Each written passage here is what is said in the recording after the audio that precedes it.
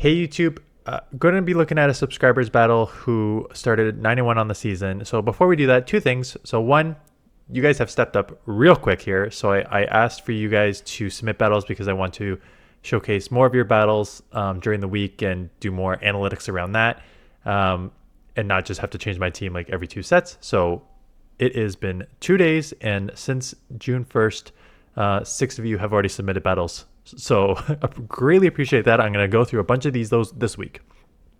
The second thing I will say is it's going to be a lot easier later in the season to go over the battles because, like I said, 9-1 today.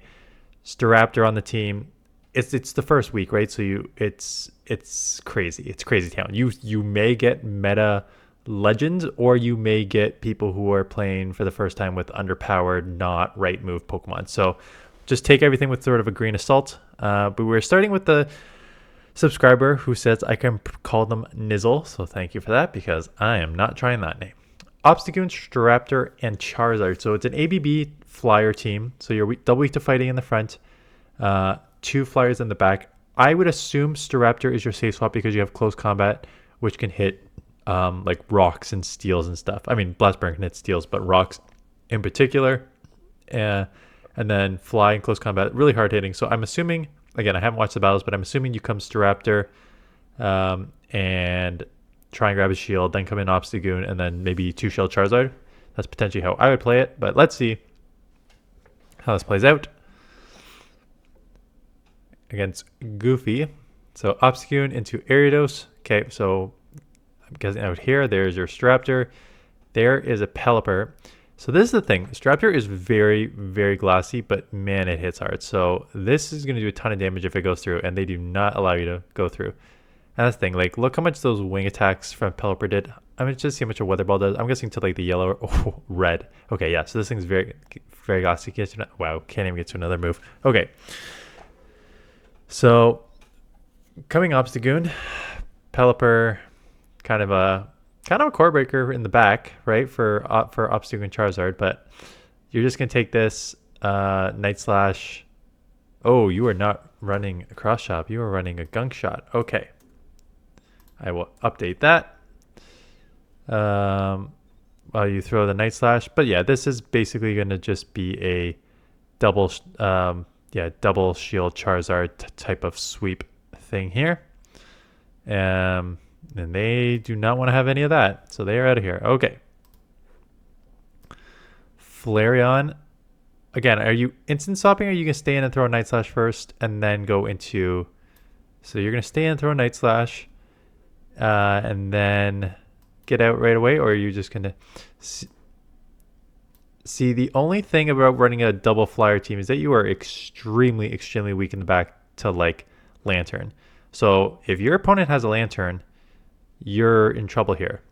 Again, Starmie is not the worst because Starmie is not a good Pokemon. But if this was later in the season and Lanterns are pretty much on everywhere, you have to make that swap into STARAPTOR immediately to draw that out. Again, it's not going to hurt you here because you already grabbed a shield and everything, but yeah, if you're going to run an ABB style team like this, double weak to electric in the back, that's the thing. Your Obstagoon doesn't even like answer electric, so it's not even like it's kind of a weird ABB style team because it's a team that definitely is double weak to electric in the back, but it's not like Obstagoon resists electric, right? So you can still have like a Ampharos or something that can like kind of deal well with most of this team. Grabbed one shield. Again, won the lead against Bastiodon. One good switch here. Getting to the Blast Burn. Looks like pretty good 4 there. So good fast move timing there. Grab the switch. They will come in immediately with Bastiodon and just smack you down. Not going to get to a move because 2 turn fast movers. 3 instant swap. Instant domination. Ooh, stupid friggin' team. Yep. We're at the shield. Yeah, you have to shield because this thing is obviously so glassy. These are resisted Razor Leafs just like chunking you, but getting to 2 close combats is a must here. So at this close combat, there's one. Here's a back-to-back here. This will take it. How much is this going to do? That's what I'm interested in. Okay, like 70%, that's fine. And then, yeah, you just take down the rest there. What the heck is that? Okay. It is the grass starter Pokemon. It's underpowered and holy attack heavy. Yeah, these dark grasses are usually attack heavy. Hello, Shiftry. So they will. I think it's worth a shield maybe, and you don't have to. It's kind of a weird one here. You could have, because you could have resisted the fast move and come out with a move. Okay, this is fine. You're resisting the fast move because you are fire. This will probably one-shot even though you're not a shadow. And what's in the back? Another dark. Yeah, just go straight blast burn. Again, these are your early battles, so there's not much to like talk about there. And that's a 1333 Malamar. So yes, again, it'll be better when I go over these sort of like submitted battles midway in the season as opposed to now. A Vileplume Razor Leafer that is not leaving to a flyer. So, okay, let's just grab a shield. Man, look. This thing could probably double shield and take you out, which is crazy. It's crazy how much damage this does. Yep, another fly, half normal typing, resisting the stabilized claws. And then you can get your Obstagoon on it. It makes sense to get the Obstagoon on it because you triple resist the claws. I know counters resisted too, but the only problem is this: they could actually like just go claw foul play multiple times and then just go whatever's in the back potentially here, right? And then you have to double shield. This is why I don't like this move. This is exactly kind of where I saw the issue. You'll get some farm, come with the blast. You're probably gonna win anyways, but just based on them not leaving against your, yeah, just go blast burn and then instant swap here. But like, if you're gonna look at a Hydra, not enough to take you out. So again, let me just stop here. So Sableye has some energy. They can only throw return on Obstagoon. You have 2 shields to their none. So that's the kind of exact same scenario why like I knew you can argue it's a bait game on Obstagoon, but like Obstagoon triple resists the Shadow Claw. It single resists the foul play. They have to throw a return. As opposed to Charizard, which is a pretty glassy Pokemon, which takes neutral to claw and neutral to foul play, and they're already loaded with claws to energy to like already have a foul play. So you're going into like a great matchup with Obstagoon where they have to throw a return and you'll live a return too.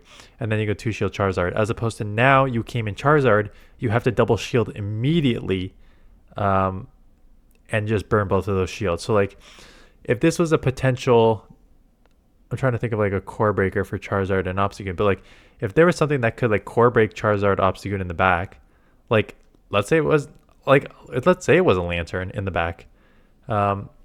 Charizard, you double shielded it, you came out with some energy, but if it was a blast burn resisted on Lantern, potentially they could just, Obstagoon probably still beats that even after like a blast burn chip, but like, you know what I'm saying? Like next time I probably just come the Obstagoon.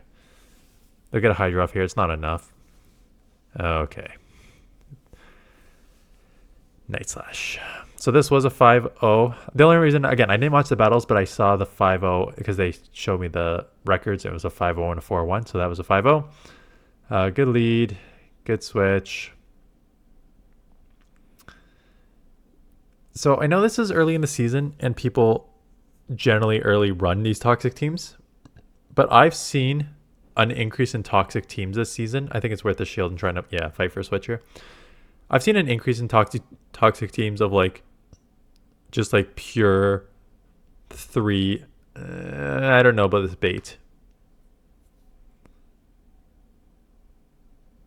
I still think that you probably could have resisted enough charms to get there anyways. I don't like that bait because oftentimes people will let it go down in the one shield. I know you're thinking that they're going to fight for switch, but yeah, okay, this is just another hard counter. Maybe that's why they were fighting for... And well, it's not like... Yeah, okay. In the same situation here, you're just going to shield up one, come out with a close combat, and just boom. Yeah, I've just seen like an increase in like just fast move Razor Leafer, Charmers, Smackdown users, Rock Throw users, just like quite a lot of them. And I don't know why. I know some content creators put out like toxic teams and people just repeat that. Are people, I don't know, are people just getting like lazy in GBL just, or maybe it's a strong strategy? I don't know. Core Breaker. Core Breaker. What do you do here? You have to stay in, throw the Night Slash, and just hope you boost. Honestly, you'll probably live 1x Scissor, but it's... Ooh, you do boost. You'll probably live 1x Scissor anyways. That does take you low, though. And now you're at bad timing there. Okay, yeah, so this is where it gets tricky. So they're going to shield and just fast move you down. So 1, bad timing. It was a 2-turn fast move, your counter versus their 4-turn fast move, and you threw right on alignment. You got to throw on the odd one, 1, 3, 5, 7, 9. Your fast move. So for those of you who haven't watched my video on that, go check out my fast move optimization.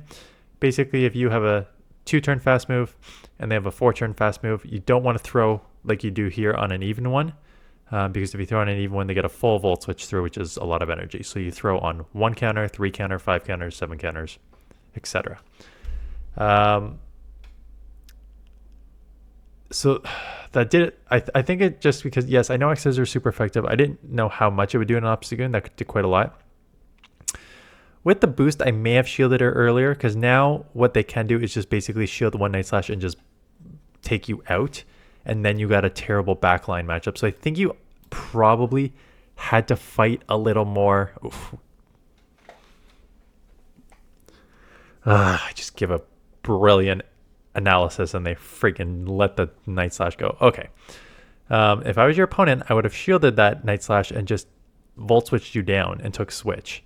But they decided to let it go. Dugong in the back. Just going straight for the close combat. And then an instant swap here. Ice is tough in the back. And yeah, but again, it's like not like you were coming into a flyer with Charger Bug on the lead. So kind of a core breaker with Charger Bug. Resisting the counters and hitting super effective with the X Scissor. And then Mandibuzz is very tanky. It's going to take 2 Blast Burns to take this out. These Dark Pulses are going to add up real fast. And then it's going to take 2 plus Blast Burns to take this out. These Dark... that could... I was about to say that seemed fast. Not even going to, just going to go through that. Glad to see the stutter leg is still here. If they're smart, they let it go. Absolutely. Yep. There's no win con for you here. They're going to take you out. They're going to have the Dugong, which is just going to, you have, Airlace won't take you out. Yeah, but like Icy Wind would take you out then. Dark Pulse will take you out. And now you have to get to 2 moves. I think they're just going to get to 2 moves anyways here. Like 1 move is all they need here. Wow. Good for you. Should they have played that differently? Did they shield up the Mandibuzz? What happened here? You got the Blast Burn off. How did they not take this with a 1 shielded... how did they not take this with a 1 shielded Dugong? Because you were just out spam them? They should be instant swapping here. 1, 2, 3, 4. That's how you won. You got 4 moves here. Unless their switch clock wasn't not up. So if their switch clock wasn't up, okay, good. They can't do anything. Good on you for winning this. If their switch clock was up, this is an instant swap, right? because you have a super effective Dugong with Icy Wind. Let me just see your switch clock, because that'll give me a better idea of their switch clock.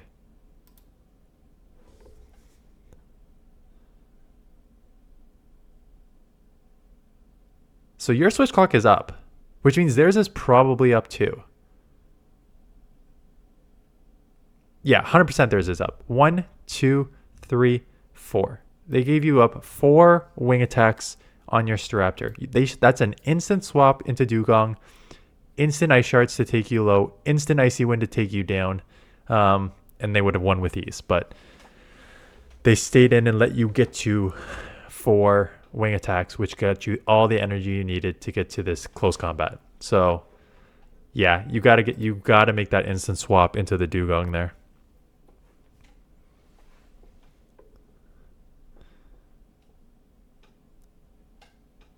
Good lead. Flyer in Dragonite. Yeah, I think they're staying in, throwing Night Slash is not the worst case scenario. And then where do you go from here? Wing attack Charizard with Dragon Claw. Ooh, I think you just shield and come out with a Blast Burn.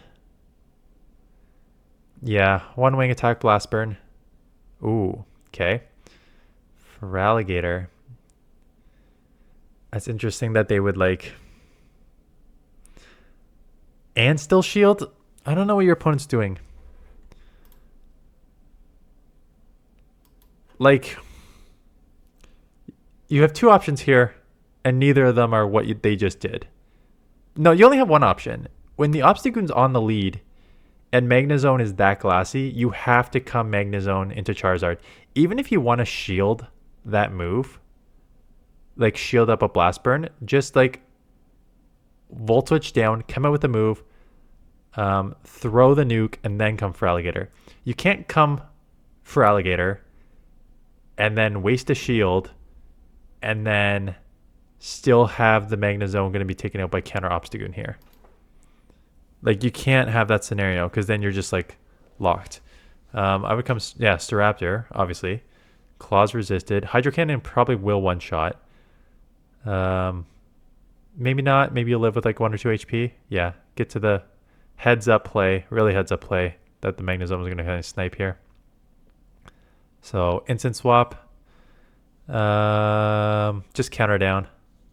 Shield and counter. Don't throw a move. Your wing con's just countering this down. Good job.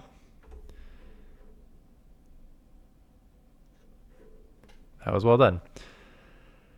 Okay, interesting.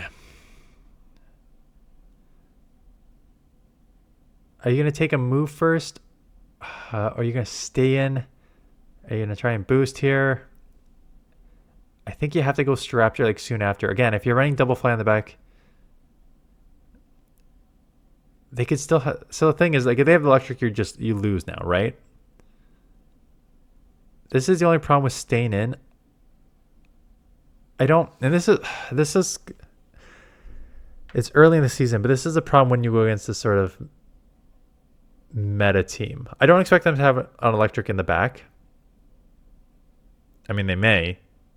But this is why I think you were scared, because Skull's going to do that much. Annihilate's coming with the counter. You got to do this and then instant Charizard because he's a flyer that's not taking neutral because you're not half normal there. That's fine. You're probably going to have to shield up anything because Staraptor's already too low. Going to call the first Night Slash. CMP on the Dragon Claw.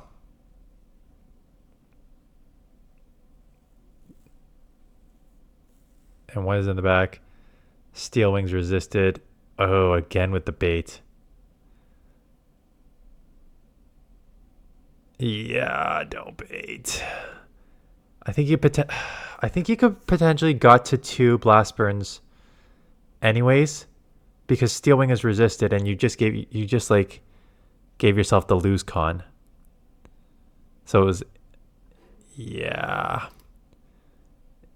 Yeah, like you can't bait here. This is why, like, instant cringe. Never bait. If you're new to this channel, never bait. But that seemed like one of your only lose cons here, quite honestly. Because I think you had... This is the CMP. You had energy, right? 1, 2. Steel Wing is resisted. How many does it take to get Blast Burn? 6 from here?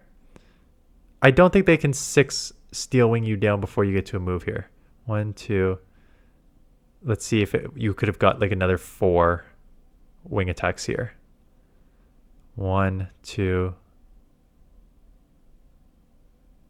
And you would have only, and they wouldn't have got 1 extra move here. 3, 4. Yeah, I think 5. Yeah, plus potentially 1 more by not like having to throw 3 moves. So yeah, I think that was your only lose con. I think you just got a straight Blast Burn there, knowing that Steel Wing is resisted. This just looks like another one of those hard counter teams. Probably need to shield. That's fine. Shield. Double nuke, close combat. They probably got a Grass Hole in the back or a Medi or something that you're going to beat with Charizard or a Wiggly or whatever the stupid third is with this. Sorry.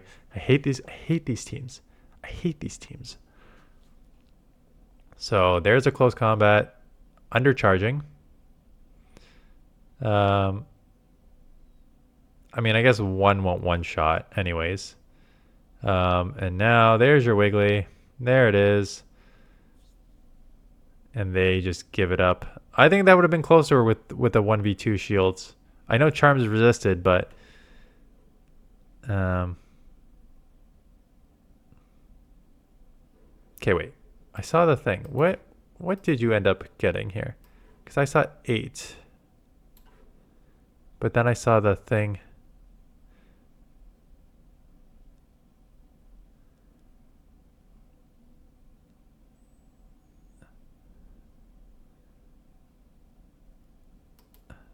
Yeah, 9 and 1. 9 and 1. 9 wins, 10 battles. That's 665 wins. Got it. So yeah. I think interesting overall. Like Staraptor's an interesting Pokemon. Being able to, it's so glassy, but that close combat hurts. Let me just, now that we're at the end of the video and actually did a good job staying on track for the most part about moves. Let me look at Staraptor's stat products. I'm guessing this is like a 140 plus attack and terrible. Yep. This is just like watching the Pokemon and just kind of knowing how attack heavy it is. 140 attack, 90 defense, 124 stamina, 1581 overall. And it plays exactly like those stat products do. Super glassy, stamina not the highest, gets hit and it like falls apart with ease, but it hits like a friggin' truck. So it's a glass cannon. Again, so you use it. Staraptor can be used 2 ways. You either save shields and try and sweep with it because it's such an attack heavy thing. So you build it with like 2 bulky Pokemon, and don't use shields on those Pokemon and then save them all for Staraptor to kind of sweep. Or you do this. You can kind of use it as a safe swap. It has enough coverage because close combat will hurt in most situations. And then just try and go like 2 shield Charizard. Couple times you did not leave. Oh, I didn't finish my thought with the Whiscash one there. I know the reason you didn't want to leave Whiscash right away was because if you left, let's say you left Whiscash, you're already coming in minimum 1, depending how slow you are, 2 mud shots behind, and it only takes 6 to Scald. And with the 124 stamina and like a 90 defense, 1 Scald's going to do like 70%.